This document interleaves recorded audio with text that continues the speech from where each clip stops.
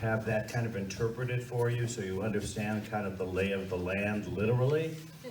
A history of the land that we kind of unearthed today with a little help from Carla over at the town clerk's office, and Marcia will lead us in that. And I will talk about how this whole thing got started and the vision that's kind of emerging. And I have a very dear friend and neighbor, Kathy Dorgan, who happens to be an architect who's worked on all kinds of projects with mixed-use housing all over the country and here in Connecticut. And she has been working tirelessly to help us maybe saw through some of this so we can understand the possibilities for ourselves. And I'm going to invite people to use the mic. I know how we feel about that. Then we're going to talk about financing and give you an update where we are as of right now, and challenges, but also opportunities for us to do that. And then we will end with some brainstorming about what steps next might we continue to move forward here. So with that, I will turn it over to Chuck. Are you going to do the map, or you were down? Sure. I don't remember who. Yeah, if I can get up. Okay, you have a map in front of you, and if you look at the map, you can orient the Church Street so it's level in front of you. And you can see the large outline portion. This is the piece of property we're talking about. And you can see a long narrow slot between the church property and the Horton property. And that is Everett Gap's driveway. That's his right-of-way down to the lower section. He has a considerable amount of acreage there. And what I can tell you is that our committee, which is Dan, Steve, Lynn, and myself and Father Ron, walked this property, and we found it to be generally very clearable. I mean, it wouldn't take a lot to clear this. However, the one thing that may be an objection to a developer is the slope. And if you look at the elevation lines, there's like a 120-foot drop from the top of the lot down to Jeremy's Brook. Now, that will have to be contended with on the basis of drainage, but we can't answer a lot of those questions right now because we don't know how much of the property will be put into parking lot, paved, what kind of roofing square footage will be there. So those are questions that remain to be answered. But generally, the committee found that the land is really very, very desirable in the sense that it would be cleared very easily, and it would be a nice piece of property, basically. And if any of the other members of the committee have any input, that would be great. You could do that now. Any other comments on what I just described? Sounds good to me. Okay. Okay, so let's hear a little history. I want to add one thing. If you're looking at where the church is, the little box to the left there, just to give you a sense of proportion, that is 3.5 acres. That includes our churches and all of the cemeteries, 3.5 acres. The smaller box to the right is the rectory, and that is 3 acres that we own. And down, so that center property is about 16.5 acres, just to give you a sense of perspective. Okay, I was appointed to give the history lesson tonight. I think some of the people that were here this afternoon felt that I was probably born when all of this took place, but that's not true. In the 1930s, we, the United States, experienced the Great Depression. It started with the Wall Street crash in 1929. The U.S. then experienced 4 years of growth, with the recession then coming on between 1937 and 1938. I wasn't there for any of that. The banks began to fail. They were forced to liquidate their assets, which led to price inflation, which put more pressure on struggling businesses, and unemployment was rampant. During the Depression, people lost hope, but they gained strength from their community churches. Families took care of each other. but many churches carried large debts as a result of the financial crash. In the 1820s, the land we will be discussing tonight was given to St. Peter's by John Peters. It is most likely that the church sold the land due to the effects of the Depression. It was in the 1930s, possibly the early 40s, that St. Peter's sold the land to the Hortons. Our town clerk tells us in 1948, the land was deeded to John Horton Sr. And then in 2002, it was deeded to his sons. In 2021, the Horton family has put the land on the market. Any questions? We can kind of go point by point if there's any questions anybody has as we're going through this. So how did this whole thing start developing? Mary? Was that 16.5 acres, was that the total property at the time as well? Does anybody know? Was it bigger and then cut down? It actually was larger. I mean, she couldn't quite, she said in the records it shows that it was much larger. My hunch is it included Yap's property, because basically the church was given the land by John Peters, who became the governor of Connecticut. Everything from the governor's house, which is on the other side of the church, all the way down to Kinney Street. And I don't know if it was that way on both sides, but it was, and which is why the elementary school at one time belonged to the church, that land, and they sold it to the elementary school, and the story of the baseball field that we all know, I think at least half of it on the other side was. which is why we still have 20 acres across the street there, so. So that's kind of the background in terms of very generous and, you know. And the piece that I think is important is, from the moment I came here, people said, we want this land back, because it probably, to have this piece of land sold between this property that we own and the rectory property seemed like the one piece of property we should probably have not gotten rid of. But, you know, hindsight's 20/20, and they were dealing in a whole nother time and different age. So how this got all started was, I had lunch with Andy Tierney on April 7th, which periodically I do to just check in, see what's going on in town. And Andy and I had lunch, and I said, what is the biggest challenge right now, and what does the town need the absolute most of? He said, the state has set some guidelines that require towns to have a certain percentage of housing that is attainable for various income groups. So the term being mixed-use housing. So people that can afford at the full rate, people at the 80%, and so forth, all the way down.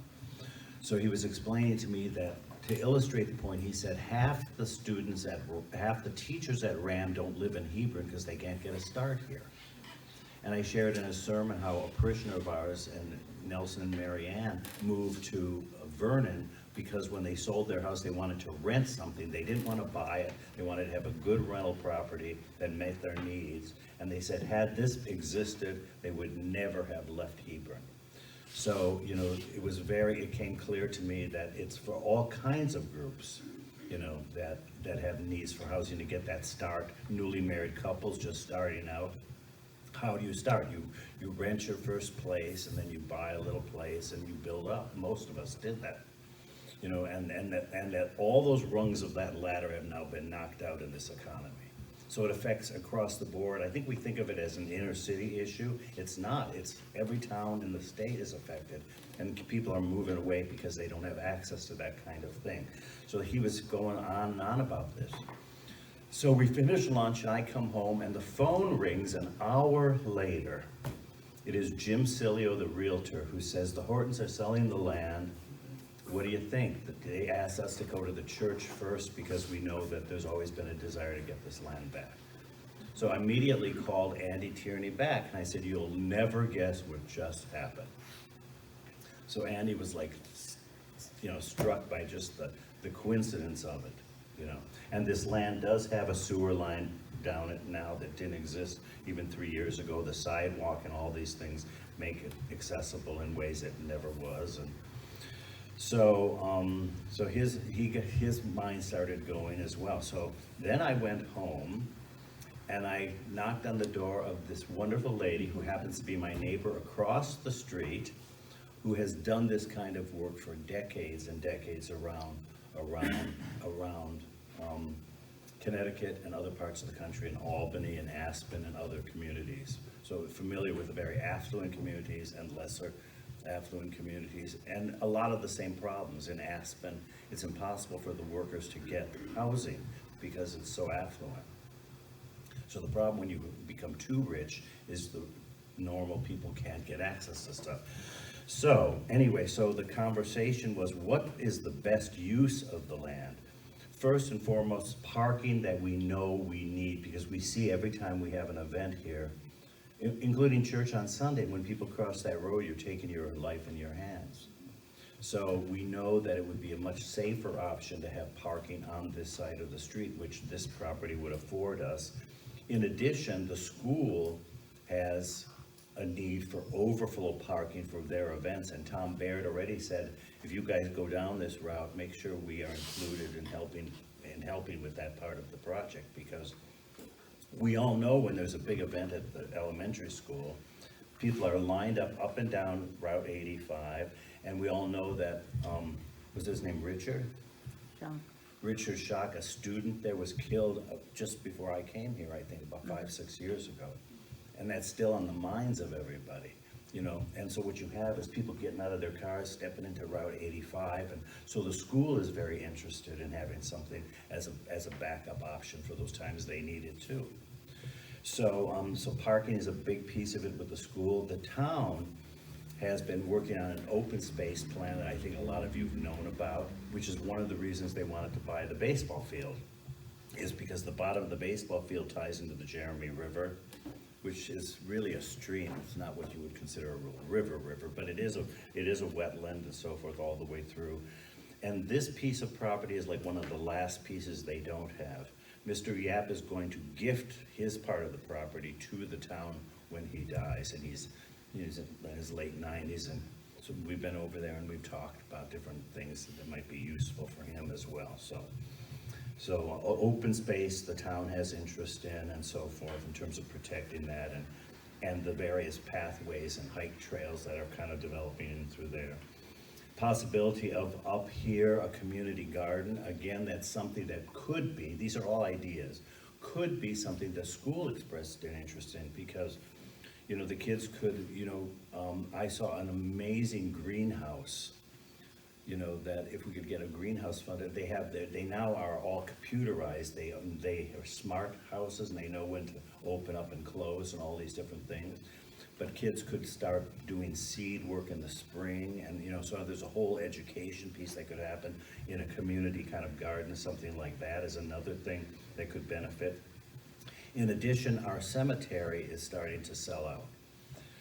So the idea is what might the needs of the cemetery be, and the burial needs are changing in our day and age. Less full coffin burials and a lot more columbarium. So we might not need as much land as we thought we might originally when we thought, you know, of expanding the cemetery. But that could be taken care of very easily as well. So those are the main issues. So. And the last thing I just want to say in terms of the idea here is that other faith communities have done this work in the Diocese of Connecticut. I was in a conference with 2 parishes, one in New Haven and one in Hartford. Both happen to be black parishes, black congregations who have done this work for decades because they realize housing has been such a chronic problem for their people. And St. Monica's in Hartford, I think, has 120 housing units, half of which are for elderly, half of which for all mixed use, all ages.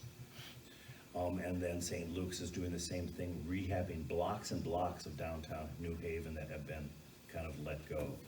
So there are people who have been doing this, and there's a group called Hope that I came in touch with. I don't remember if that was through you, Kathy, or through Code. I think that was through Code. Code, by the way, is here in Hebron. It's called the Hebron Coalition on Diversity and Equity. It's a group that have come together to look at how might we advance justice through economic opportunity for people and so forth. And they found this group in a conference that Kathy was part of, as well as the group called Hope. Can't remember what the acronym is, but it was a faith community, and they built housing at the mouth of the Connecticut River, right under the bridge, by the bridge there, because they have the same problem. I mean, try living in Westbrook and being an elementary school teacher.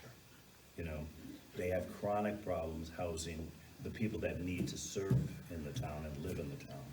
So there's a chronic need along the shore. Each community has its own different needs. Hebron, I think, has 2.7% housing that's considered mixed-use affordable. And the state has set benchmarks that they have to meet certain things. I think Aaron Bronin, in another conference that I was in, said that what that translates to Hebron is Hebron, in the long run, has to provide to be at the base level, something like 750 new units of housing to meet the need that's in this town now. That's kind of shocking, I know, when we hear something like that, but Stephanie. Is there, to the best of your knowledge, any area here in town presently designated senior housing? Yes, we have two things. We have Stonecroft down below. Yeah. And there's a new development that's actually, they bought the land and they have it planned out, that it connects to Stonecroft moving towards 66. It ties into 66. So Stonecroft and 66 will be the senior housing Under component. construction now? It's not under construction now, but the plans have been approved, and it's basically, I think they're probably looking for a developer, would be my guess. I don't know the ins and outs of that program, but there is a plan for senior housing, Thank you. so that's kind of the dream, and I thought Kathy might be helpful in terms of helping imagine how this land, you know, in terms of some of her thoughts on this whole thing, just so you don't think it's Father Ron with one of his crazy ideas, because you know how I am. So I'd like to just invite Kath to come up and just talk a little bit. Okay, great.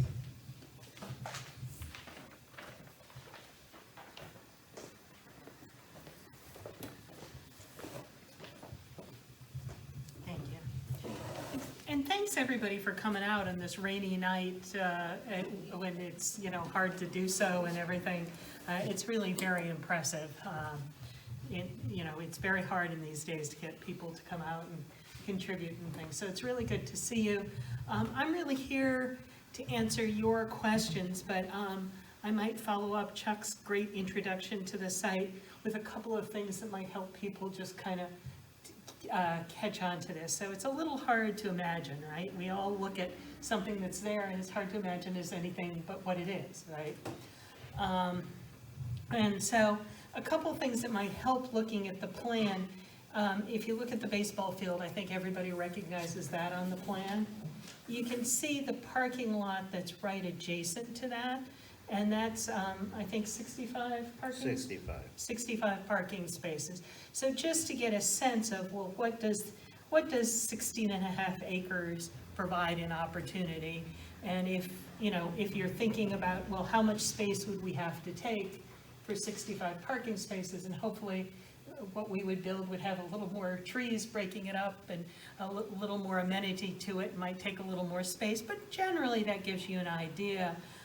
You can see the rectory building, you know, between that, and kind of get a sense of, you know, how big that is and whatever. And so I've spent a little time just kind of looking at the site and thinking about it. Actually planning for a site like this is a big project. So hopefully someday, you know, we'll be here and we'll have, you know, plans up and look at options and do some brainstorming about what people want, and really, you know, start from the beginning and get to, you know, what would work best for the congregation, for the community, for everybody involved.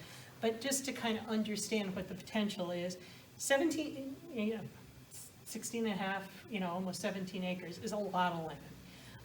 And as Chuck very well pointed out, one of the challenges is that it's steep. And these lines that you see on the plan are 2 feet change in elevation.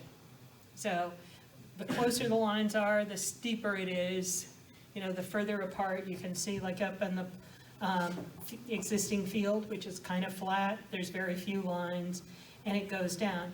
You'll also see, if you look at the adjacent development, which is the existing public housing, Stonecroft Senior Housing.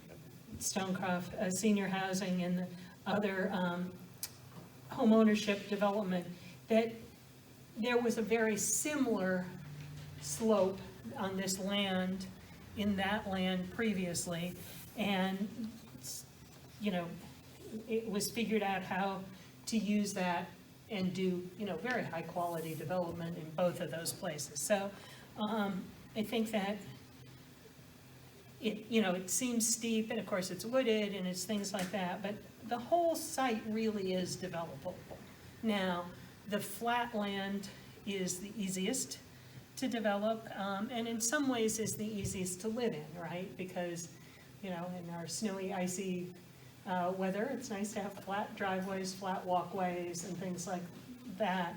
On the other hand, you know, there's a lot of advantages to slope that, you know, there's things you can do like tucking parking underneath and, you know, changing things. So there's definitely very appropriate ways to develop land, and a lot of opportunities for things to do here.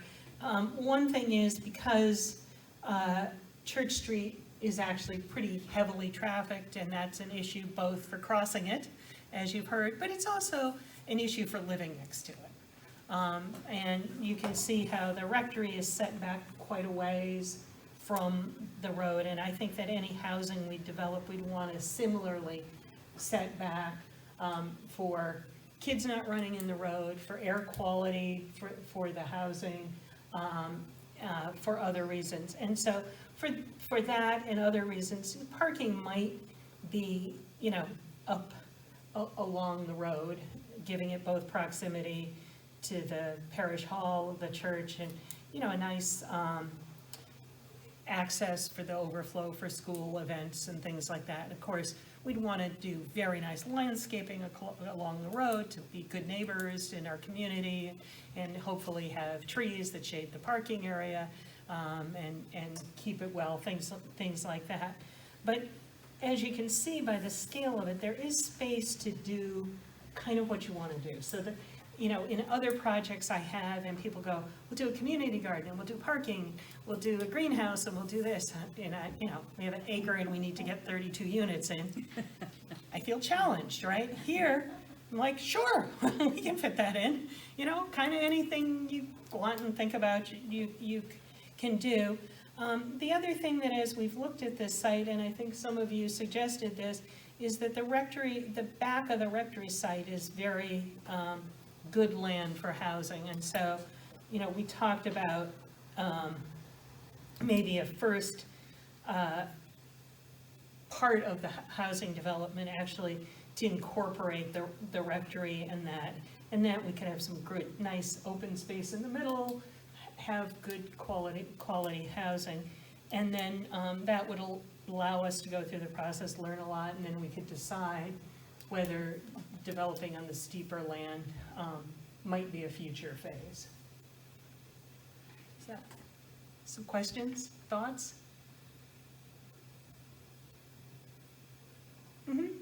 Yeah, it looks like we're kind of headed to be, the church is kind of headed in the direction of being a champions of affordable housing, I'll put it that way, in a good sense. But does that mean that the church is also going to turn into being a landlord? Well, so an excellent question. And the first thing I'll say is there's lots of options. You know, in other words, there isn't just one option for going forward. Most religious communities that decide to facilitate housing in some way actually form a community development corporation, a separate organization, a not-for-profit, and usually bring in some expertise from your community, but also from the larger community or whatever, and form a separate board of directors of that not-for-profit that is responsible for building, developing, managing the housing. And then the sometimes we call the original not religious community the sponsor or whatever, usually takes a role that is more in facilitating services maybe to the elderly in a community, or enrichment, or other kinds of things. It doesn't directly own and manage the housing. But there are all sorts of other options and possibilities. Does that answer your question? Sort of. Well, do you think this group then would own the land? I'm curious about who's gonna own that land that the public housing is on. Yeah, and so it wouldn't technically be public housing, it'd be affordable housing. And so it'd probably be mixed incomes, a variety of incomes in a different kind of community than the older models of all very low-income housing to, serve the broader needs in the community. But, yeah. Agreed, that will be the renters, but who's gonna be the owner? Yeah, and again, there's options to think about that. One way would be to divide the land, and different people would own parts of it. I would think one way to do it is to have one owner of the property and then have long-term leases for portions of the land that might be used for the affordable housing. So there'd be a land trust perhaps that owned the property, or the church might own the property, and then have a long-term lease that allowed somebody to build the housing on it. Because mainly I'm looking at liability. And, if you got people living on your land and somebody gets hurt, you either need a ton of insurance or somebody else needs to own the land and be responsible for it. I don't mind the land. The land is great. We should get it. But I am concerned about the liability part of it. Yeah, so this is not a simple project, right? This is not, and so there's lots of complications, one of which you very, very astutely brought up to the table. And so, all of this would require, a good attorney who knows the area, this area of practice, to put together the agreements that would be fair, and to make sure that the financial deal was put together in a way that the insurance needed for whatever was done, and that other, partners had the insurance they needed to cover and take the responsibility. So very, very good points. Yeah, Steve, your question is good, and kind of think of this as the very beginning of our journey. I mean, we haven't even purchased the property yet, but there's a lot of road ahead of us, and a lot of these questions are gonna come up, and we're gonna have to address them as we I agree. progress. I'm way off. That's all right, but, we just have, But it seems to be the way that the discussion has moved, so I thought I'd bring it up. No, and it's good to start thinking about these things, and if it's what's concerning you, let's talk about it and do. But it is, although it's new to you and whatever, there's lots of models for this. So that the attorneys that we work with will have worked on lots of similar projects and say, oh, this is how they put it together, this is the document they did, this is the decision they made. We certainly can talk to other, sponsors of housing and how they put it together to deal with it. Yes? I would assume that a developer would be brought in to help facilitate any construction or buildings, and the developer themselves would have some sort of agreement on liability and things like that. That's what happens, as I understand, in other similar cases. Absolutely, and so there's, again, options, that there are development consultants that are people who, do the packaging for you and your community. There are a nice network of very good not-for-profit development organizations. So the Hope Project, you said, that you talked about, they made the decision, they formed a new community development corporation. They made the decision not to bring in a developer, but to bring in a development consultant. That consultant took them from, where you are, looking at a piece of paper, to the opening that they had, and they hired a separate management company to manage it, and that community organization, owns it and puts it together. Other communities have decided, well, we'll do a call for developers, and we'll interview, different developers, and, they'll come in and talk about what they might do, and form a partnership. And so that's a really important strategic discussion, we would want to have at some point to really, find out what the goals are, what the local community needs are, what the, desires are. Yeah? I'm wondering, how much are we working with the town in terms of these kinds of decisions? I'm gonna let Father Ron Well, answer I that. think that the town is very supportive of our interest in this, and actually, those weren't exactly what Dan Lars's words were, but he said, a faith community like yours facilitating this project. I think that, I like that phrase, that we become facilitators of a project and not go down and get into the weeds of how it all gets done right now, because we got a long way before those conversations happen. But the town would be very involved because, for instance, one of the things that will have to be talked about is water and other issues. So there'll be a lot of cross-pollination with the town and their involvement. So to get into what that is specifically, I think it's premature to get into every aspect of it, but just let's suffice to say they are thrilled. So after this, I was called to a meeting by Dan Larson, Andy Tierney, and Mike, the town planner, on Mike's last day before he retired, to look at this. So you can tell that they've had a lot of interest.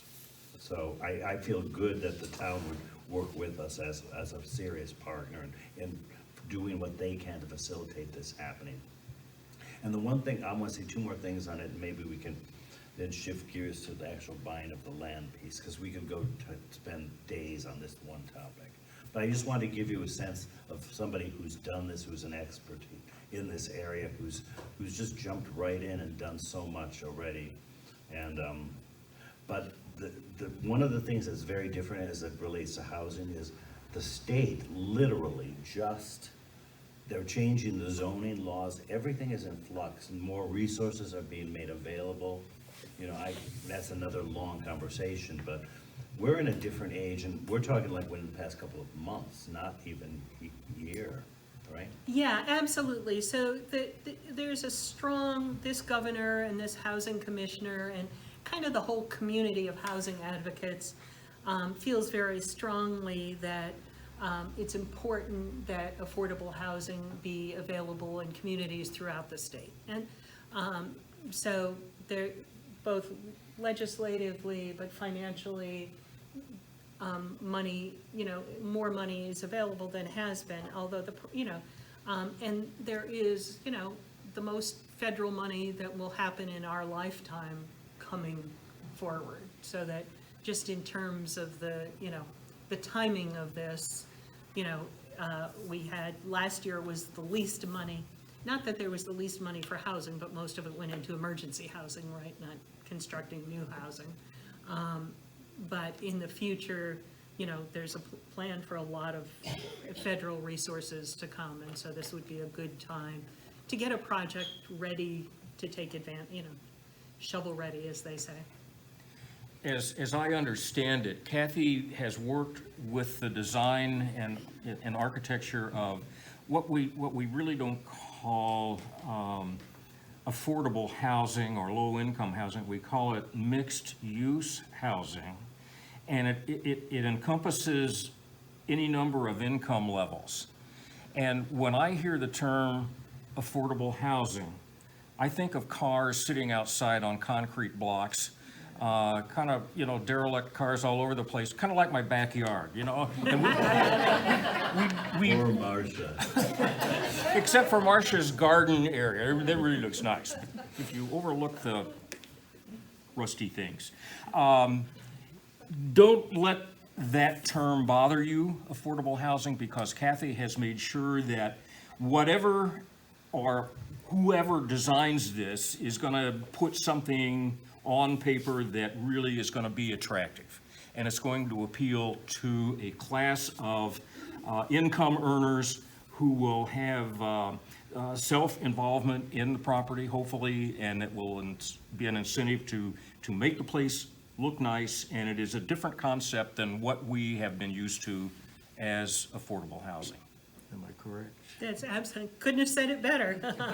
Don't think I have. And also, I understand that it also is gonna fill some gaps. So there's a gaps in affordability in the community, but there's also gaps, as Ron talked about, in options for people. So that, people with physical disabilities may not find housing that meets their needs in the community. Folks that are looking to downsize and, not maintain a property and may not find housing. So, part of our challenge would be try to, meet some of these needs. We won't probably be able to meet everybody's need, in this one, piece of property, but we could meet a lot, and there could be a real synergy with the care, that the congregation provides to the community, and the opportunities for people coming into the community and becoming part of that. And depending how we structure it, part of the goal is that this becomes self-sufficient, so it's not a financial drain on the church, and possibly eventually could become actually some added income back to us with the lease agreements or whatever that looks like. So those are some of the, what, we do not need 16.5 acres of land to build a parking lot. Yeah, and they wouldn't let you have it to support it. In other words, all of this financing and resources come in, and only are gonna come in knowing that there is a financially stable, model for operating the housing, because, the state nor nobody else wants to put all these resources in and leave it for anything but to be paid with the rents from the property. Yeah. Say you were to get lucky and be able to purchase this land, would you be able to, would you continue to help us? I would love to be able to do so, yeah.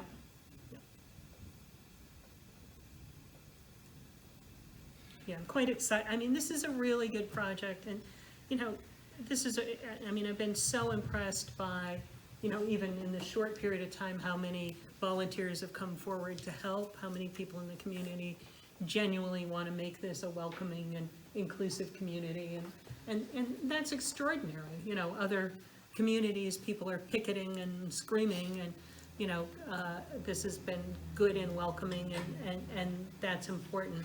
It's such a great place, it's walkable to the library and to the school and to so many other things. It's on the sewer line, and, you all know that in, the state of Connecticut, there aren't a lot of places that have that. And as we develop it, it has opportunities for extraordinary views and other amenities. Welcome, partner.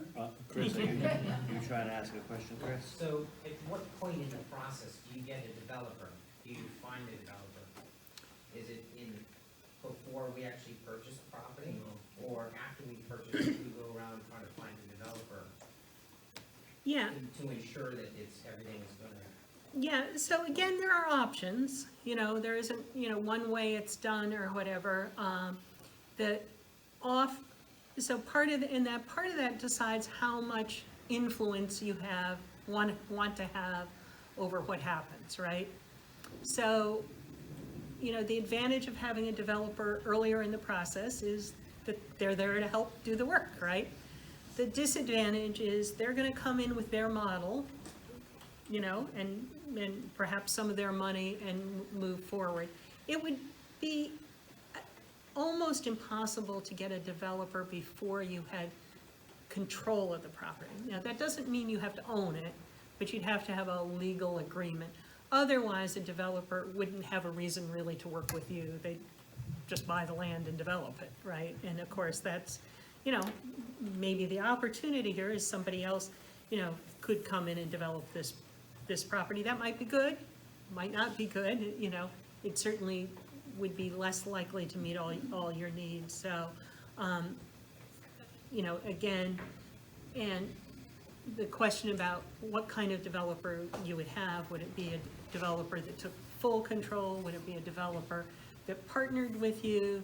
Would it maybe be a developer that brought some resources? Would you use a development consultant, which guides you through rather than a developer who owns it? Of course, you're gonna have to have a construction contractor, and probably a managing agent. Mhm. I know that Loveland Hills, where they have senior as well as, regular mixed-use housing, that they initially had an HOA that was set up, but something fell through. So that part got left out, so they didn't know who was supposed to be coming and going through with the snowplow, etc. So I'm not familiar with that project. Where is that? that's up behind Ted's. Behind the grocery store up here. Oh, as you're okay, first yeah, coming yeah, I up know to where the town. grocery store is and things like that. So that was probably a condominium? Yes, they're. That was condos probably there. developed as a condominium. But individual houses, Yes. it's not a real, it's not a condo with, multiple. Yeah, but it was done as a condo association, so, and that happens, right?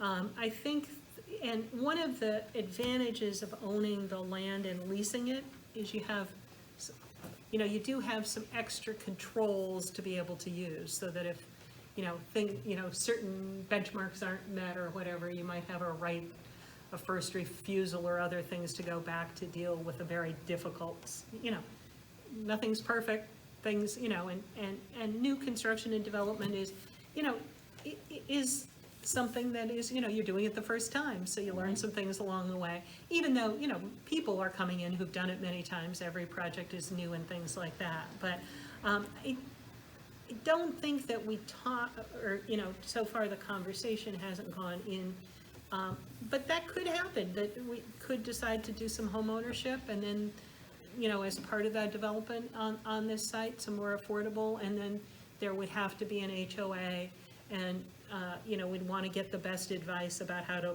form that so that it, did the best job of, going forward. And again, there might be ways in the lease to do things like if the road isn't cleared, you can go in and bill it back to them or something, that's where your attorneys, have a lot of knowledge and thoughts about those issues. But yeah, thank you for bringing that up. Anything else for Kath, before we start to giving you a sense of the financial situation?